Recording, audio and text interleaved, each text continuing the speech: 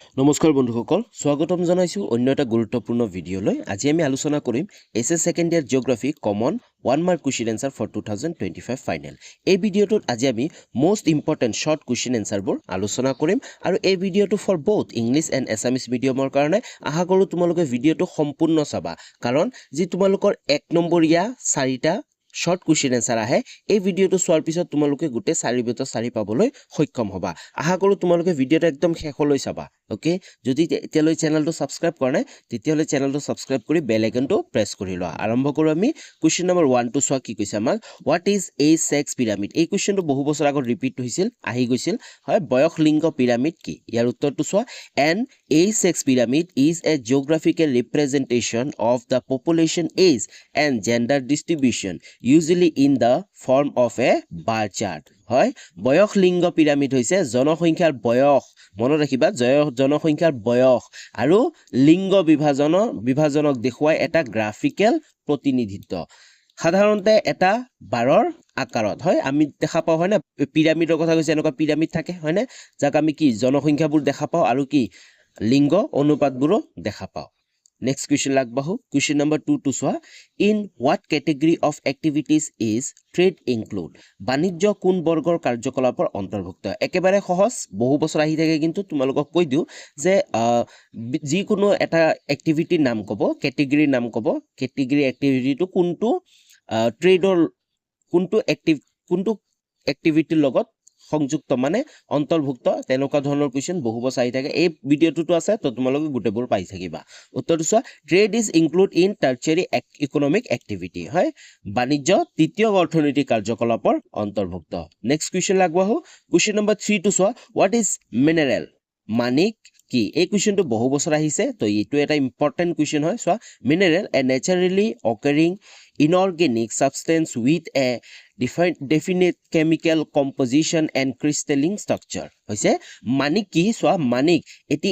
এক প্ৰাকৃতিকভাৱে হোৱা অজৈব পদাৰ্থ যাৰ নিৰ্দিষ্ট ৰাসায়নিক সংগঠন আৰু স্ফটিক গঠন থাকে ওকে মনত ৰাখিবা তোমালোকে মানিক কি what is mineral Next question লাগবাহু question number 4 to soa what do you mean by communication যোগাযোগ বুলিলে কি বুজা মই তোমালোকক কৈ দিও যোগাযোগ এই যোগাযোগৰ ওপৰত যিকোনো প্ৰশ্ন আহিব 1 নম্বৰীয়া 2 নম্বৰীয়া বা 3 নম্বৰীয়া বা 5 নম্বৰীয়া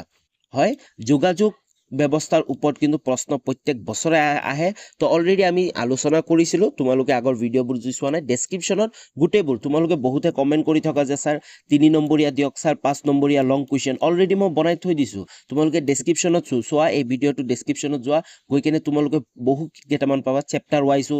আছে ইম্পৰ্টেন্ট কুৱেশ্চন তাৰ পিছত অল আস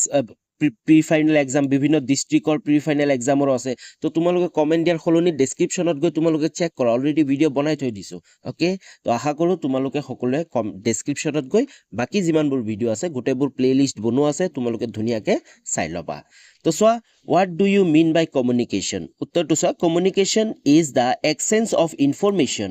ideas or feelings between individuals or group হয় communication মানে কি কমিউনিকেশন অথবা যোগাযোগ মানে হৈছে ব্যক্তি বা গোটৰ মাজত তথ্য ধাৰণা অনুভূতি আদান প্ৰদান বুজি পাইছা যিকোনো আইডিয়া হ'ব পাৰে হয়নে ফিলিংস হ'ব পাৰে যেনে আমি ফোন কলৰে যোগাযোগ স্থাপন কৰো হয়নে চিঠি পত্ৰৰে যোগাযোগ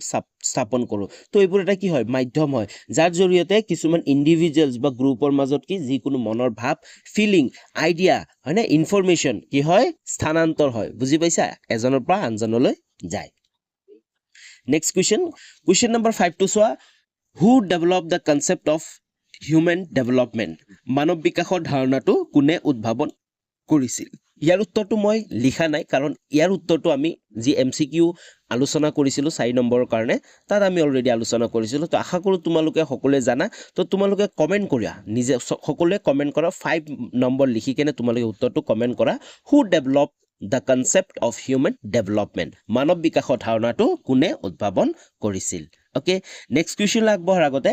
যদি চেনেলটো এতিয়ালৈ সাবস্ক্ৰাইব কৰা নাই তাৰ আগতে তোমালোকে কি কৰিব লাগিব চেনেল ভিডিঅটো লাইক এটা কৰিব লাগিব তাৰ পিছত চেনেলটো সাবস্ক্ৰাইব কৰি দিয়া আৰু লগতে বেল আইকনটো প্ৰেছ কৰি অল কৰি লবা কাৰণ আৰু ভিডিঅ অহা বাকি আছে অলৰেডি ভিডিঅ দিছো তোমালোকে ডেসক্ৰিপচনত গৈ গোটেইবোৰ চাব পাৰা নাইবা আৰু কিছুমান ভিডিঅ আহিবা এক্সামৰ আগে 2 নম্বৰীয়া অল আসাম অল অসমৰ যিমানবোৰ প্ৰি ফাইনেল এক্সাম আছে তাৰ পৰা এটা ভিডিঅ' ইয়াৰ পিছত নেক্সট ভিডিঅ'টোতে আহি আছে ওকে আৰু ডেছক্ৰিপশ্যনত মোৰ টেলিগ্ৰাম চেনেলৰ লিংক আছে তোমালোকে টেলিগ্ৰাম চেনেলৰ লিংকত জইন কৰিব পাৰিবা গ্ৰুপটোত জইন হৈ থাকিলে গোটেইখিনি ইনফৰমেশ্যন পাই থাকিবা কেতিয়াবা মই PDF বোৰো দি দিম তোমালোকে PDF বোৰো পাবা আৰু ডেছক্ৰিপশ্যনত ইনষ্টাগ্ৰাম আইডিৰ লিংক আছে যদি তোমালোকৰ কিছুমান কুৱেশ্যন থাকে কিবা কুৱেশ্যন সুধিব থাকিলে মোক সুধিব পাৰা ওকে তো আগবাঢ়ো নেক্সট কুৱেশ্যন লৈ কুৱেশ্যন নম্বৰ 6 টো চোৱা what do you mean by transhumance ঋতু প্ৰবাহ বুলিলে কি বুজায় এই কুৱেশ্যনটো অতিকৈ গুৰুত্বপূৰ্ণ প্ৰশ্ন কাৰণ এই বছৰ প্ৰি ফাইনেল এক্সামতো বহু কেইটা জিলাতে এই কুৱেশ্যনটা আহিছিল what do you mean by transhumance ঋতু প্ৰবাহ বুলিলে কি বুজায় উত্তৰটো চোৱা Transhumans refers to the seasonal movement of livestock between different grazing area, usually from lowlands in winter to highland in summer. হৈছে ঋতু প্ৰবাহ চোৱা ট্ৰান্সহিউমেন্স বুলিলে গ্ৰীষ্মকালত উচ্চ ভূমিলৈ আৰু শীতকালত নিম্ন ভূমিলৈ পশু বলগীয়া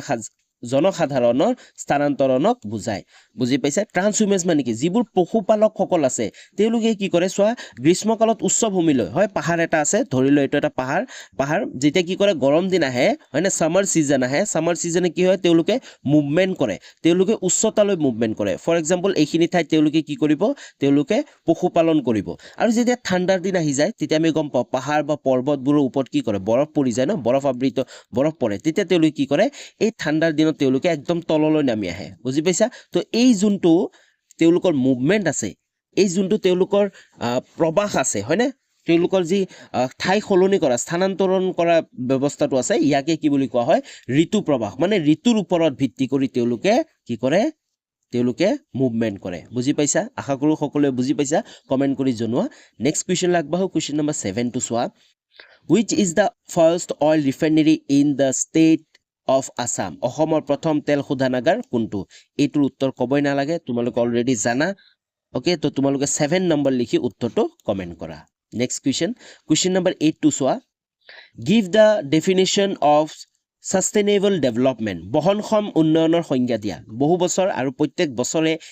এই প্ৰশ্নটো আহিবই নহয়বা sustainable development অথবা বহনক্ষম উন্নয়ন ব্যৱস্থাৰ ওপৰত 3 নম্বৰীয়া আৰু 5 নম্বৰীয়া প্ৰশ্ন আহিয়ে থাকে তো তোমালোকে ভাল ধৰণে চাবা ওকে তো উত্তৰটো চোৱা sustainable development is the development that meets the need of the present without compromising the ability of future generation to meet their own needs হয় বহনক্ষম উন্নয়ন হৈছে এনে এক উন্নয়ন যি বৰ্তমান প্ৰয়োজনসমূহ পূৰণ কৰাৰ সৈতে ভৱিষ্যত প্ৰজন্মৰ নিজস্ব প্ৰয়োজন পূৰণৰ ক্ষমতা অক্ষুণ্ণ ৰাখে বুজি পাইছা তো যিকোনো বস্তু এটা আমাক যিমানখিনি দৰকাৰ হৈ আছে যিমান প্ৰাকৃতিক সম্পদ আছে সেইখিনি সম্পূৰ্ণ কৰাৰ পিছতো আমাৰ যি আহিবলগীয়া প্ৰজন্ম আছে মানে ফিউচাৰ জেনেৰেশ্যন আছে আহিবলগীয়া যি জেনেৰেশ্যনটো আছে তাৰ কাৰণে কি কৰিব লাগিব বচাব লাগিব এই গোটেই চিন্তাধাৰা এই গোটেই প্ৰচেছটোকে কি বুলি কোৱা হয় সাস্টেইনেবল ডেভেলপমেন্ট অথবা বহনক্ষম উন্নয়ন ব্যৱস্থা বুলি কোৱা হয় ওকে বুজি পাইছা next question লাগবাহো Question number 9 to Swa. When was the first complete population census in India conduct? ভাৰতবৰ্ষৰ প্ৰকৃততে সম্পূৰ্ণ লোকগণনা কোন চনত আৰম্ভ হৈছিল একেবাৰে সহজ কিন্তু বহু বছৰ আহি থাকে ইম্পৰ্টেন্ট হয় উত্তৰটো চোৱা the first complete population census in India was conducted in 1881 ভাৰতবৰ্ষৰ প্ৰকৃততে সম্পূৰ্ণ লোকগণনা 1881 চনত আৰম্ভ হয় বুজি পাইছা next question number 10 to Swa. What is population doubling time জনসংখ্যা দ্বিগুণ সময় বুলিলে কি বুজা চোৱা প্ৰশ্নটোতে আমাৰ উত্তৰ আছে যে জনসংখ্যা ডাবলৰ কথা কৈছে হয় না ডাবলিংৰ কথা কৈছে হয় উত্তৰটো চোৱা তোমালোকে population doubling time refer to the time required for a population to double in size at a constant growth rate হয় জনসংখ্যা দ্বিগুণ সময় বুলি সেই সময় বুজায় যেতিয়া এক নিৰ্দিষ্ট বৃদ্ধি হাৰত জনসংখ্যা দুগুণ হ'ব বুজি পাইছা এটা নিৰ্দিষ্ট যি বৃদ্ধিৰ হাৰ আছে জনসংখ্যা বৃদ্ধি হৈ প্ৰথমত যিমান আছিল ফৰ এক্সাম্পল প্ৰথমত আছিল 10 আছিল তাৰ পিছত এক বছৰ পিছতে যেতিয়া 20 হৈ যাব যি জনসংখ্যা তেতিয়া কি কোৱা হ'ব ইয়াক পপুলেশন ডাবলিং হ'ব দ্বিগুণ সময় বুলি কোৱা হয় বুজি পাইছা এক বছৰৰ ভিতৰত বুজি পাইছা ওকে নেক্সট কোৱেশ্চন লাগবহিব পাৰিম নেক্সট কোৱেশ্চন 11 নম্বৰ কোৱেশ্চন টু চোৱা in which district of Assam Saikhowa national park is located একেবাৰে সহজ ডিব্ৰু চৈখোৱা ৰাষ্ট্ৰীয় উদ্যান অসমৰ কোনখন জিলাত অৱস্থিত ইয়াৰ উত্তৰটো চোৱা Dibru Saikhowa national park is located in Tinsukia district of Assam হয় ডিব্ৰু চৈখোৱা ৰাষ্ট্ৰীয় উদ্যান তিনিচুকীয়া জিলাত অৱস্থিত অতিকৈ গুৰুত্বপূৰ্ণ তোমালোকক এটা কথা কৈ দিওঁ যে অসমৰ যিমান কেইখন ৰাষ্ট্ৰীয় উদ্যান আছে সেই ৰাষ্ট্ৰীয় উদ্যান কেইখন কোন কোন জিলাত অৱস্থিত তোমালোকে চাই যাবা অলৰেডি আমি ভিডিঅ' বনাই থৈ দিছোঁ মই ভিডিঅ' বনাইছোৱে হয় প্ৰতিটো ভিডিঅ'ত আছে গোটেইকেইটাই আছে তো তোমালোকে তথাপিতো ভিডিঅ' গোটেইকেইটা যদি চাব নোৱাৰা তোমালোকে গুগল কৰি হ'লে তোমালোকে চাই যাবা কেইখন ৰাষ্ট্ৰীয় উদ্যান আছে নেশ্যনেল পাৰ্ক আছে আৰু কোন কোন জিলাত অৱস্থিত ওকে নেক্সট কুৱেশ্যন লাগবাহো কুৱেশ্যন নম্বৰ 12 টো চোৱা name the source of river Brahmaputra নদীৰ উৎসটোৰ নাম লিখা অতিকৈ গুৰুত্বপূৰ্ণ প্ৰশ্ন হয় উত্তৰটো চোৱা চ'ৰ্চ অফ ৰিভাৰ ব্ৰহ্মপুত্ৰ হৈছে সীমা য়ংডুং গ্লেচিয়াৰ তিব্বত কি হৈছে নামটো হয় ব্ৰহ্মপুত্ৰ নদীৰ উৎস হৈছে সেমা য়ংডুং হিমবাহ তিব্বত বুজি পাইছা মনত থাকিব তোমালোকৰ ভালকে মনত কৰি ল'বা এই নামটো বহুতে ইম্পৰ্টেণ্ট কেৱল তোমালোকৰ হাই সেকেন্ডাৰী এক্সাম নহয় বাকি বহুত কম্পিটিটিভ এক্সামবোৰতো আহি থাকে নেক্সট কুৱেশ্যন নম্বৰ 13 টো চোৱা What is the full form of NHAI? NHAI সম্পূৰ্ণ নাম কি উত্তৰটো চোৱা the full form of NHAI is National Highway Authority of India একেবাৰে সহজ মনত ৰাখিবা National Highway Authority of India next question লাগবাহু question number 14 টো চোৱা write the name of a disease caused by water pollution পানী প্ৰদূষণৰ দ্বাৰা সৃষ্টি হোৱা এবিধ বেমাৰৰ নাম যিকোনো এবিধ বেমাৰৰ নাম লিখিব দিছে তো উত্তৰটো হ'ব কলেৰা হয় এটো ৰ হয় ওকে কলেৰা মনত ৰাখিবা নেক্সট কুৱেশ্যন নম্বৰ 15 টো চোৱা where the Rengma hill is situated হয় ৰেংমা পাহাৰ ক'ত অৱস্থিত ইয়াৰ উত্তৰটো হৈছে the Rengma hill situated in Nagaland and Assam উত্তৰটো চোৱা ৰেংমা পাহাৰ নাগালেণ্ড আৰু অসমত অৱস্থিত হয় তোমালোকে ডাইৰেক্ট নাগালেণ্ড লিখিলেও কাৰেক্ট হ'ব নেক্সট কুৱেশ্যন লাগবাহু কুৱেশ্যন নম্বৰ 16 টো চোৱা in which district the literacy rate is high in Assam as per the census 2011 অসমৰ কোনখন জিলাৰ সাক্ষৰতা হাৰ 2011 চনৰ লোকপিয়ল অনুসৰি সৰ্বাধিক ইয়াৰ উত্তৰটো হৈছে as per the census 2011 Kamrup metropolitan district has the highest literacy rate in Assam মনত ৰাখিবা 2011 চনৰ লোকপিয়ল অনুসৰি অসমৰ কামৰূপ মহানগৰ জিলাৰ সাক্ষৰতা হাৰ সৰ্বাধিক নেক্সট কুৱেশ্যন লাগবাহু কুৱেশ্যন নম্বৰ 17 টো চোৱা what is Trans-Siberian Railway ট্ৰান্স-সাইবেৰিয়ান ৰেলপথ কি অতিকৈ ইম্পৰ্টেন্ট ট্ৰান্স-সাইবেৰিয়ান ৰেলৱেৰ কথা হয় এক নম্বৰীয়া প্ৰশ্নত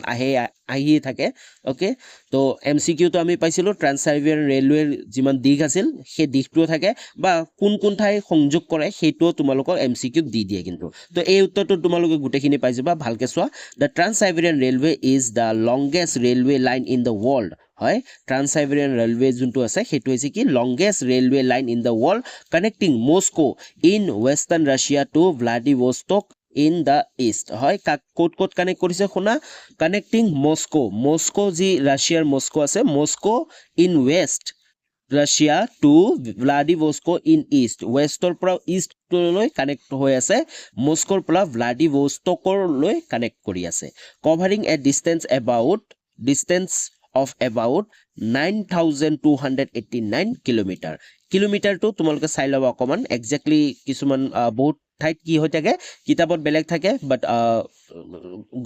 গুগলত বেলেগ থাকে বা বেলেগ কিছুমান কিতাপতো কি থাকে বেলেগ থাকে তো তোমালোকে নিজৰ যোন কিতাপ আছে হেইটোত চাই লবা ওকে উত্তৰটো চোৱা ট্ৰান্স-সাইবেৰিয়ান ৰেলপথ হৈছে বিশ্বৰ আটাইতকৈ দীঘল ৰেলপথ যি পশ্চিম ৰাছিয়াৰ মস্কো চহৰক পূৰ্বৰ ভ্লাডিভষ্টক চহৰৰ হৈতে সংযোগ কৰে আৰু প্ৰায় 9289 কিলোমিটাৰ দূৰত্ব অতিক্ৰম কৰে নেক্সট কুৱেশ্যন লাগবাহু কুৱেশ্যন নম্বৰ 18 টো চোৱা what is the present name of Easterwild Rajasthan Canal কৈছে যে পূৰ্বৰ ৰাজস্থান খালৰ বৰ্তমান নাম কি পূৰ্বৰ ৰাজস্থান খালৰ বৰ্তমান নাম কি ইয়াৰ উত্তৰটো হৈছে বৰ্তমান নাম কি ইন্দিৰা গান্ধী কেনেল মনত ৰাখিবা ইন্দিৰা গান্ধী খাল কিন্তু কেতিয়াবা উলুটাই কৈ আহে যি ৰাজস্থানৰ ইন্দিৰা গান্ধীৰ খাল আছে তাৰ পূৰ্বৰ নামটো কি আছিল তেতিয়া তোমালোকে লিখিব লাগিব ৰাজস্থান কেনেল হয় ৰাজস্থান খাল বুলি লিখিব লাগিব নেক্সট কুৱেশ্যন নম্বৰ 19 টো চোৱা which type pollution cause acid rain হয় কি ধৰণৰ প্ৰদূষণে এসিড বৰষুণ সৃষ্টি কৰে ইয়াৰ উত্তৰটো হৈছে air pollution cause acid rain হয় বায়ু প্ৰদূষণে কি কৰে এসিড বৰষুণ সৃষ্টি কৰে Next question number 21 to soa. In how many category the urban centers have been classified by Census of India? ভাৰতৰ লোকপিয়ল অনুসৰি নগৰবোৰক কেইটা ভাগত বিভক্ত কৰা হৈছে? উত্তৰটো সোৱা urban centers in India have been classified into 6 category by the Census of India. হয় মনত ৰাখিবা ভাৰতৰ লোকপিয়ল অনুসৰি নগৰবোৰক 6টা শ্ৰেণীত বিভক্ত কৰা হৈছে.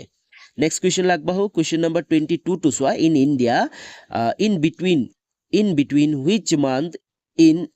English calendar the kharif crops have been cultivated?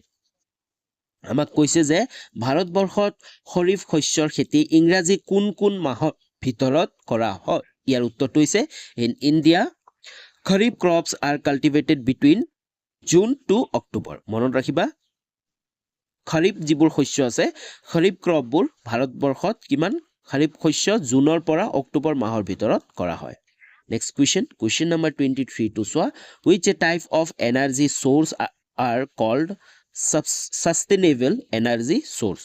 কি ধৰণৰ শক্তিৰ উৎস বহনক্ষম শক্তিৰ উৎস কোৱা হয়? উত্তৰটো সোৱা sustainable energy source are those that can be replaced naturally and do not deplete over time, such as solar, wind, hydro and biomass energy. যিসকল শক্তিৰ উৎস প্ৰাকৃতিকভাৱে পুনৰ কি কৰা হয় পুনৰ উদ্ধাৰ কৰিব পাৰি বা পুনৰ ব্যৱহাৰ কৰিব পাৰে আৰু সময়ৰ সৈতে শেষ নোহোৱালৈকে চলি থাকে তেনে যেনে সৌৰ শক্তি বতাহ শক্তি বিদ্যুৎ শক্তি আৰু জৈৱ শক্তি সেইবোৰ কি ধাৰণক্ষম শক্তিৰ উৎস বুলি কোৱা হয়. Okay, next question number 24 to soa. What is agro based industry? কৃষি ভিত্তিক উদ্যোগ কি? একেবাৰে সহজ কিন্তু বহুতে ইম্পৰ্টেন্ট বহুত বছৰত এই কোৱেশ্চনটো আহি থাকে. এগ্ৰো বেস ইন্ডাস্ট্ৰি কি? 2 নম্বৰীয়া প্ৰশ্নটো আহে agro base industry. What is agro based industry? Give 2 examples এনেকৈ আহিব পাৰে. কৃষি ভিত্তিক উদ্যোগ কি তাৰ উদাহৰণ দিয়া এনেকৈ 2 নম্বৰতো আহে. উত্তৰটো সোৱা agro based industries are industries that use agriculture product as raw materials to produce good. কৃষি ভিত্তিক উদ্যোগ হৈছে এনে উদ্যোগ যি কৃষিজাত সামগ্ৰী কেঁচা মাল হিচাপে ব্যৱহাৰ কৰি বিভিন্ন সামগ্ৰী উৎপাদন কৰে. বুজি পাইছা? যিকোনো এটা ইন্ডাস্ট্ৰিয়ে যেতিয়া কৃষি ভিত্তিক সামগ্ৰী ব্যৱহাৰ কৰি বস্তু উৎপাদন কৰে যেনে চেনি কল হয় না চেনি উদ্যোগটো সুগাৰ উদ্যোগ হয় সুগাৰ উদ্যোগটো কি কুহিয়াৰৰ ওপৰত ডিপেন্ড হয় না কুহিয়াৰ কি হয় এটা খেতি হয় তো কৃষি ভিত্তিক উদ্যোগৰ ভিতৰত কি পৰিব চেনি উদ্যোগটো পৰিব.